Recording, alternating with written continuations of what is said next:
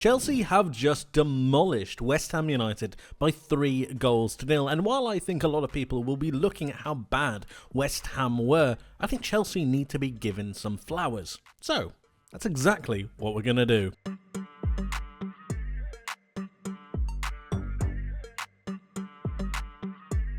Chelsea's good work actually came from their own goal and the build-up play that they would use to be able to exploit the space behind this West Ham defence. So that's what Enzo Maresca is all about. It's all about possessional play, but really to create overloads to exploit space that is then left from encouraging the opponent onto them.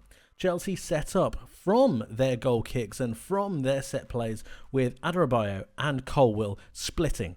This allowed for passing options for Sanchez on a couple of different times. However, West Ham wanted to press them, so a couple of different things started to come up. Somerville, Bowen and Kudus all started to press. But what Chelsea did so well is they spread their back four and made sure that there was space in between the lines. At the same time, we need to talk about Chelsea's midfield three, because instead of having a double pivot, Fernandes moved further up, and that meant he became something of an attacking midfielder along with Cole Palmer, who've moved over to this right-hand side. So Chelsea instead looked something like this.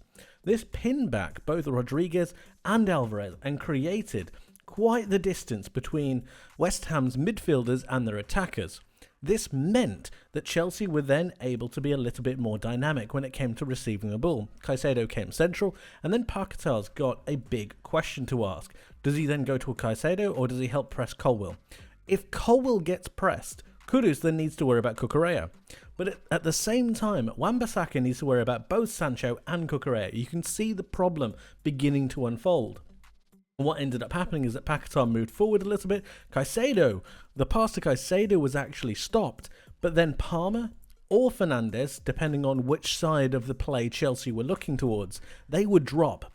And then when Bowen would try to cut off this pass to Colwill, if that was ever cut off, then all you'd see is Sanchez move and pass to Palmer, and they were out. And then you're isolating this space here with Madueke. Palmer finding that pass, and the same thing happened on the other side. So, for example, if Palmer held and pinned Rodriguez back right here, you've got Fernandes dropping a little bit deeper if Paquetá and Bowen are on the other side to cut out Adebayo. You've then got a pass to Colwill, but that needs to be closed down by Kudu. And you've got a free pass to Enzo, who then can play in Sancho. And this happened time after time again. And over again, you found the West Ham midfielders lacking.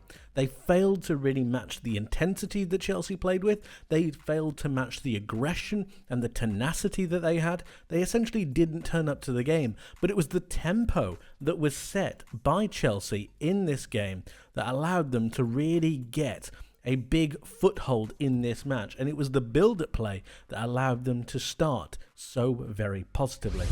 And this is seen really clearly for Chelsea's second goal. So let's take a moment and just break down what's actually happening right here.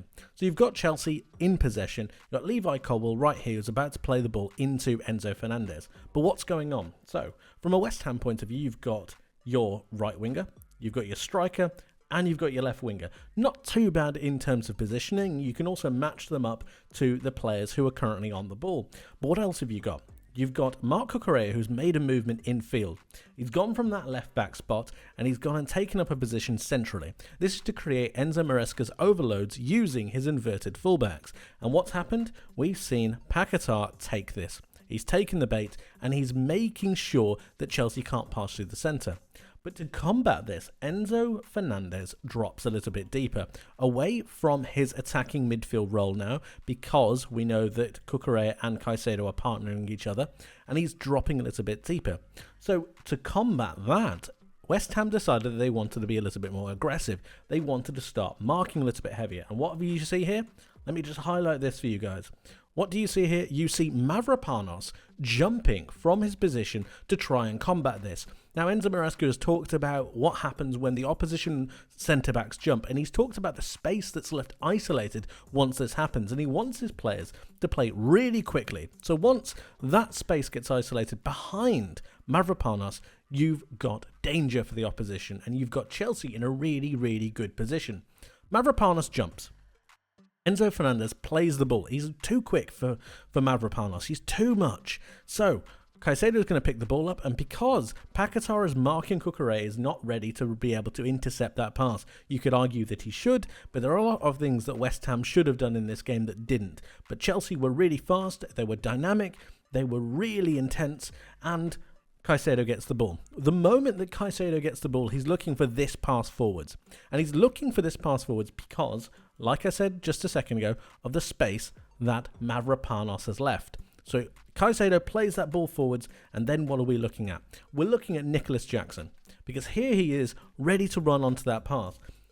Alvarez is too flat, he's too horizontal, he's not being in vertical play with his fellow midfielder. You could argue they're actually too close together in this particular instance, because neither of them are marking Cole Palmer here or Nicholas Jackson just off your screen.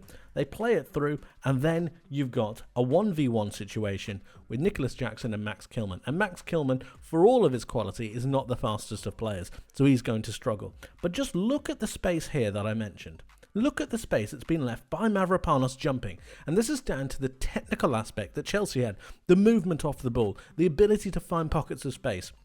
And you also, at the same time, you've got Cole Palmer out on this right-hand side, ready to give some support to Nicholas Jackson. In this particular scenario, he doesn't need it, and he plays on, and he finishes it perfectly. But it's all down to the movement, the positional play, and the possession that Chelsea had that was just too much for West Ham. We can, of course, take a look at the first goal as well, and it was very much of the same. Isolating space, isolating those duels, that running in behind. I mentioned that left channel earlier, didn't I? And I mentioned how Chelsea really isolated. I thought Sancho did a really good job. But look at the aggression from Mavropanos here as well. Look at this. Look how high they are. That's nowhere near the halfway line. This is one of your midfielders. It's just far too much. And I think this is why Lopetegui was being so annoyed with this. They also don't switch on to a situation that ends up really, really hurting them later on. Look at them. Not paying attention, not paying attention, not really paying attention. He's jogging back. He's not looking at the ball. It's just nowhere near good enough. But from a Chelsea perspective, they're switched on. They're clued in. They're ready to go. They're ready to go next. And then what are you looking for? You're looking for Nicholas Jackson's 1-2 with Jadon Sancho, who plays it perfectly around the corner. Really well done. But look how high this West Ham line is. These West Ham players cannot play this high line. He's not fast enough, and neither is he. And Aaron Wan-Bissaka, for all of his recovery ability in the tackle, he's not essentially the fastest of players either. It just seemed like madness to me. When I was watching this live, it just seemed crazy. Jadon Sancho with a perfect pass round the corner, and then you've got Nicholas Jackson in again. But the amount of time that Nicholas Jackson has to drive with the ball is not only brilliant from him, but it's terrible from West Ham. He drives on, and this is what I'm talking about with the intensity. Chelsea's intensity was just far too much. He drives. Look at the amount of space that he's got. No West Ham player is anywhere near him. It's brilliant. It's fantastic. And then you're asking for his 1v1 with the goalkeeper, and he finishes it pretty perfectly, I might add. For all the people saying that Nicholas Jackson doesn't have a finishing foot in him, I'd beg to differ. And to wrap this all up, let's take a look at the third goal. What are we seeing? It's pretty similar. What are we seeing? We're seeing space. We're seeing West Ham players running towards their own goal. Yeah, you've got one here, one here. It's again from a foul that gets caused. And it's all about the intensity. Nicholas Jackson driving with the ball, taking on that space. This is your last defender, I might add. Just think about that. Think about the position in Chelsea's half that West Ham are, and this is your fullback. That's Wan-Bissaka. That's Kilman. Look at the distance between the two.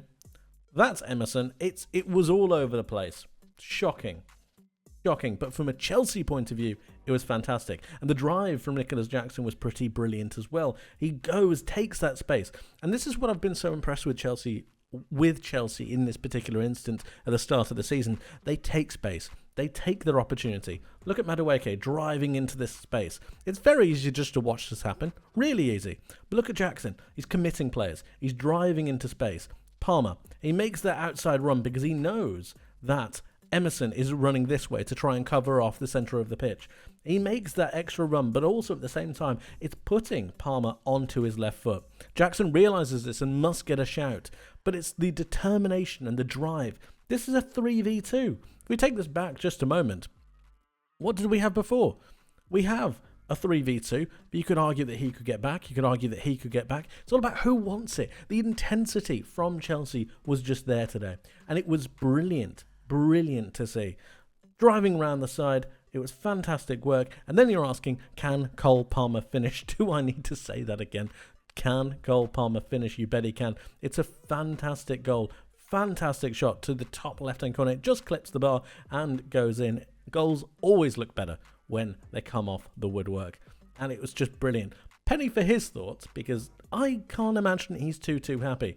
But he is ecstatic, and I'm sure so is Enzo Maresca. Chelsea were fantastic today, but I want to know what you guys think. Let me know your thoughts in the comment section below on this game and how you saw it. West Ham fans, how are you feeling? And Chelsea, I think you should be pretty optimistic, but let me know your thoughts in the comment section below. Thank you ever so much for watching, guys. I hope you enjoyed, hope you learned something new, and hope to see you in the next one. But until then, my friends, take care.